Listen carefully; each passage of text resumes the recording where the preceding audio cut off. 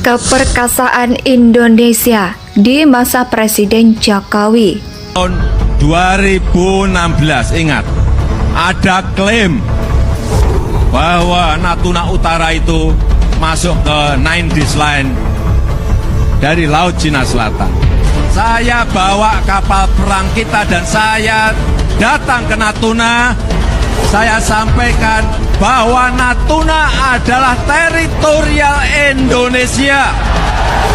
Tidak ada rasa takut sedikitpun di hati saya untuk melakukan itu. Sudah lama ruang udara kita yang berada di atas Kepulauan Riau dan Natuna dikelola oleh Singapura. Dan berkat kerja keras semua pihak, kita telah berhasil mengembalikan pengelolaan ruang udara di atas Kepulauan Riau dan Natuna kepada NKRI. Indonesia sejak dulu kala tetap dipuja-puja bangsa. Kita semua tahu tambang Freeport Indonesia merupakan salah satu tambang emas terbesar di dunia. Tak hanya emas, tambang gunung Grasberg ini juga memiliki kandungan biji lain, yaitu tembaga dan perak. Di zaman Presiden Soeharto sejak Maret 1967, tambang Freeport sepertinya memang dihadiahkan pada Amerika, yaitu melalui kontrak karya yang telah diberikan kepada Freeport selama 30 tahun. Kontrak karya itu ditandatangani pada 7 April 1967 dan peristiwa ini terjadi 3 pekan setelah Soeharto dilantik sebagai Presiden Indonesia. Kontrak semestinya berakhir pada tahun 1997, tapi entahlah kenapa Presiden Soeharto ternyata menyepakati kontrak yang kedua.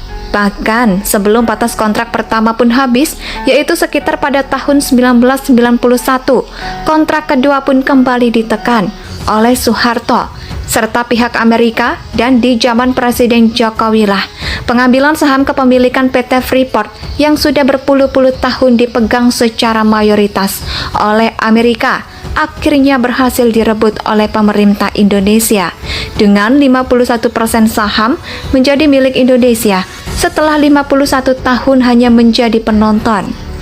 Indonesia pun jadi penguasa saham mayoritas di tambang emas terbesar yang ada di bumi Papua tersebut.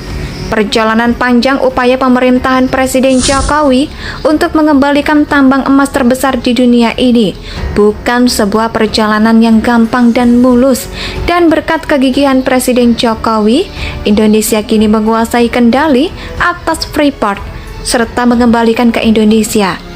Keperkasaan Presiden Jokowi tak hanya sampai di sini. Blok Rokan dan Blok Mahakam pun yang sebelumnya dikuasai oleh asing, kini juga mulai dikelola secara mandiri oleh Indonesia.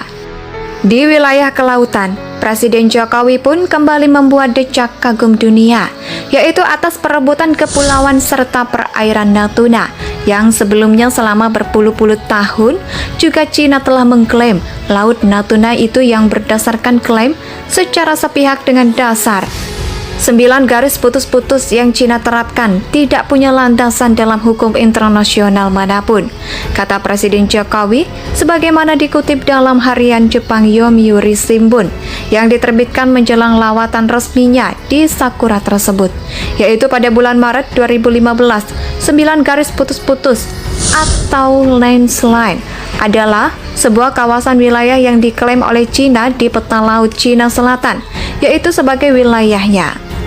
Sekitar 90% dari 3,5 juta kilometer persegi perairan tersebut, hal tersebut praktis bersinggungan dengan klaim sejumlah negara termasuk Vietnam, Filipina, serta beberapa negara ASEAN lainnya.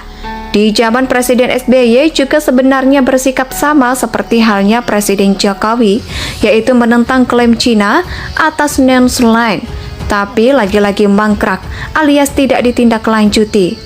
Ini tentang pemerintah Indonesia pada Juni 2016. Bahkan Presiden Jokowi langsung melakukan kunjungan ke perairan Natuna yang dianggap oleh dunia internasional sebagai sinyal agar Cina tidak bermain api dengan Indonesia. dan sebagai sikap keseriusan Presiden Jokowi atas penentangan terhadap klaim pemerintah Cina pada Laut Natuna yang berada di Laut Cina Selatan, Presiden Jokowi kala itu memboyong beberapa menteri untuk melakukan rapat terbatas di atas kapal perang TNI di Laut Natuna. Kunjungan Presiden dengan sejumlah menteri di Natuna dan melakukan rapat terbatas. Hal ini menunjukkan ketegasan pemerintah Indonesia terhadap klaim pemerintah Cina. Dan sejauh itulah TNI melaporkan sudah tidak ada lagi nelayan Cina yang melakukan illegal fishing di zona ekonomi eksklusif atau ZEE Indonesia, yaitu pasca kunjungan Presiden Jokowi ke Kabupaten Natuna. TNI pun mengatakan kunjungan Presiden Jokowi ke Natuna mungkin merupakan sinyal pesan ke Beijing yang bisa diartikan jangan coba-coba mengganggu wilayah perairan Indonesia. Dan kini Presiden Jokowi kembali menjadi sorotan dunia atas keberaniannya merebut ruang udara yang juga telah lama diklaim oleh pemerintah Singapura. Kemarin, pada tanggal 9 September 2022, Presiden Jokowi pun menandatangani Peraturan Presiden Nomor 109 Tahun 2022 tentang pengesahan persetujuan antara Pemerintahan Republik Indonesia dan Pemerintah Republik Singapura, yaitu penyesuaian batas antara Flag Information Region Jakarta dan Flag Information Region Singapura. Kesepakatan ini merupakan langkah maju atas pengakuan dunia internasional terhadap ruang udara Indonesia. Saat itu Presiden Jokowi menjelaskan ruang udara di Kepulauan Riau dan Natuna sudah lama dikelola Singapura. Kini ruang udara tersebut pun berhasil dikembalikan pengelolaannya ke Indonesia. Peraturan Presiden Republik Indonesia ini telah diundangkan pada 5 September 2022 ini. Kita semua tahu tambang Freeport Indonesia merupakan salah satu tambang emas terbesar di dunia.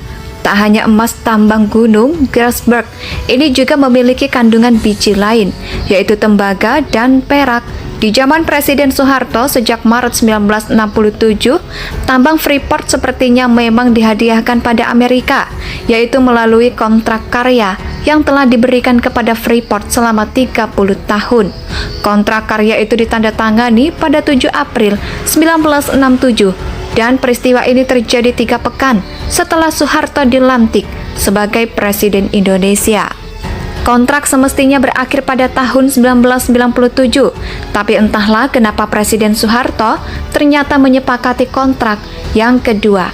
Bahkan sebelum batas kontrak pertama pun habis, yaitu sekitar pada tahun 1991, kontrak kedua pun kembali ditekan oleh Soeharto serta pihak Amerika, dan di zaman Presiden Jokowi lah pengambilan saham kepemilikan PT Freeport yang sudah berpuluh-puluh tahun dipegang secara mayoritas oleh Amerika akhirnya berhasil direbut oleh pemerintah Indonesia dengan 51% saham menjadi milik Indonesia setelah 51 tahun hanya menjadi penonton. Indonesia pun jadi penguasa saham mayoritas di tambang emas terbesar yang ada di bumi Papua tersebut. Perjalanan panjang upaya pemerintahan Presiden Jokowi untuk mengembalikan tambang emas terbesar di dunia ini bukan sebuah perjalanan yang gampang dan mulus, dan berkat kegigihan Presiden Jokowi, Indonesia kini menguasai kendali atas Freeport serta mengembalikan ke Indonesia. Keperkasaan Presiden Jokowi tak hanya sampai di sini. Blok Rokan dan Blok Mahakam pun yang sebelumnya dikuasai oleh asing, kini juga mulai dikelola secara mandiri oleh Indonesia. Di wilayah kelautan, Presiden Jokowi pun kembali membuat decak kagum dunia, yaitu atas perebutan kepulauan serta perairan Natuna yang sebelumnya selama berpuluh-puluh tahun juga Cina telah mengklaim Laut Natuna itu yang berdasarkan klaim secara sepihak dengan dasar 9 garis putus-putus yang Cina terapkan tidak punya landasan dalam hukum internasional manapun, kata Presiden Jokowi sebagaimana dikutip dalam harian Jepang Yomiuri Shimbun yang diterbitkan menjelang lawatan resminya di Sakura tersebut, yaitu pada bulan Maret 2015. 9 garis putus-putus atau landslide adalah sebuah kawasan wilayah yang diklaim oleh Cina di peta laut Cina Selatan. Indonesia tanah air beta. pusaka abadi nan